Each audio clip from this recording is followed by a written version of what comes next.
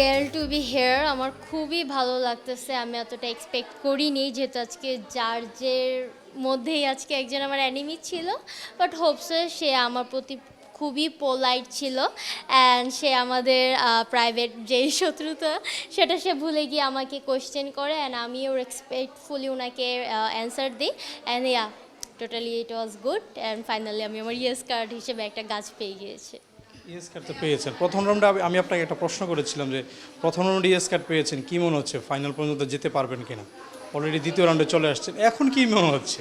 এখন তো ফাইনালে এটার পরে তার মেবি সিলেকশন নেই আমার জানা মতে, বাট আই হোপ সো আমি ফিনালেতেও ভালো করব ইনশাল্লাহ। আর আমার আরও গ্রোমিং দরকার, প্রচুর কাজ করতে হবে, নিজেকে আরও ভালো ইমপ্রুভ করতে হবে।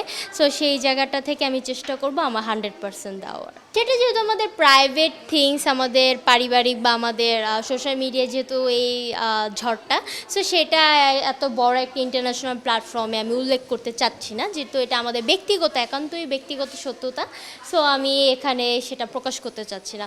কিন্তু ইয়েস, সে একজন জাজ হিসেবে সে খুবই পোলাইট ছিল আমার প্রতি। আমি এক্সপেক্ট করিনি, বাট সে খুবই পোলাইট ছিল, আমাকে ভালো কোয়েশ্চেন জিজ্ঞেস করে আমি সেটার খুব রেসপেক্টফুলি ওনাকে অ্যান্সার দিই and yeah.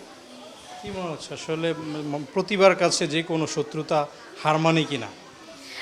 I bit nervous. আপনারা হয়তো দেখেছেন আমার ব্লাড বের হয়ে গেছিলো। খুবই নার্ভাস ছিলাম। এটা নিয়ে আমি ক্যাটওয়ার্ক করেছি, ডান্স করেছি, কথা বলেছি, কুইন্সদের কোয়েশ্চেনের অ্যান্সার দিয়েছি। সো সেই জায়গা থেকে স্টিল আমার ব্লিডিং হচ্ছিলো, বাট আমি ট্রাই করেছি যে কীভাবে নার্ভাসনেসটা আমি কাটিয়ে আমি একটু কনফিডেন্ট হয়ে জাজদের সামনে নিজেকে প্রেজেন্ট করি অ্যান্ড ইয়াস আমি পেরেছি। বাসা থেকে যে আসছেন, বাসার সবাইকে আপনার সাপোর্টিভ ছিল কিনা বা বাসায় কথা হয়েছে কিনা ইয়েস কার্ড পাওয়ার পর? অফকোর্স আমি ইয়েস কার্ড পাওয়ার পর, আমার গাছটা পাওয়ার পর সবার আগে আমার আম্মুকে কল দেই, আমার আম্মুকে থ্যাঙ্কস দেই, আমার ছোটো বোনকে কল দেই, খালামণিকে কল দিই, কারণ তারা আজকে আমাদের সাপোর্ট না করলে হয়তো আমার মতো কনফিডেন্ট মেয়েরা কখনো সামনের দিকে এগিয়ে যেতে পারতেন না। তো ইয়েস, আমার মা খালারা অলওয়েজ আমাকে সাপোর্ট করেছে, আমাকে ভুল দিক, খারাপ দিক ডিরেকশন দিয়েছে, যাতে আমি ইন ফিউচারে এই ভুলগুলো আর না করতে পারি। আপনি তো অনেক সুন্দর নাচ করেন, আমরা দেখেছি। একটু গান শোনাবেন কিনা আমাদেরকে, আপনার দর্শকদের? না না না, আমি গান গাইলে আমাকে অডিয়েন্স ব্যান করে দেবে। আমার গানের গলা খুবই বাজে, যেহেতু আমার ভয়েসটা অনেক উঁচু, খুব জোরে জোরে আমি লাউডলি অ্যান্ড খুব দ্রুত কথা বলি, তাই আমার ভয়েসটা খুবই বাজে, খুবই বাজে। নাচের পাশাপাশি আর কি আসলে সবচেয়ে ভালো পারেন? ইয়েস, ডান্স অতটা পারি না, বাট আজকে আরও ভালো করতে পারতাম, বাট ওই যে আমার ব্লিডিং হয়ে গেছিলো নার্ভাসের জন্যে, তাই আনফর্চুনেটলি একটু লো হয়েছে।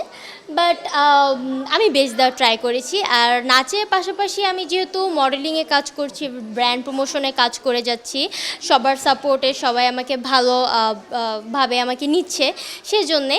আর পাশাপাশি আমি স্পোর্টসে খুব ভালো, আমি সার্টিফিকেটও পেয়েছি, অনেকগুলো পুরস্কার পেয়েছি।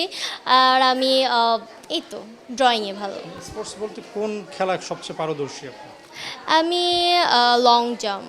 লং জাম্প, রেস, যে কোনো খেলা আমি স্পোর্টসে খুব ভালো, বিকজ আমি অনেক এক্সট্রোভার্ট তো, আর খুবই চঞ্চল ছোটো থেকে, তাই আমার খেলাধুলার প্রতি ছোটো থেকেই নেশা।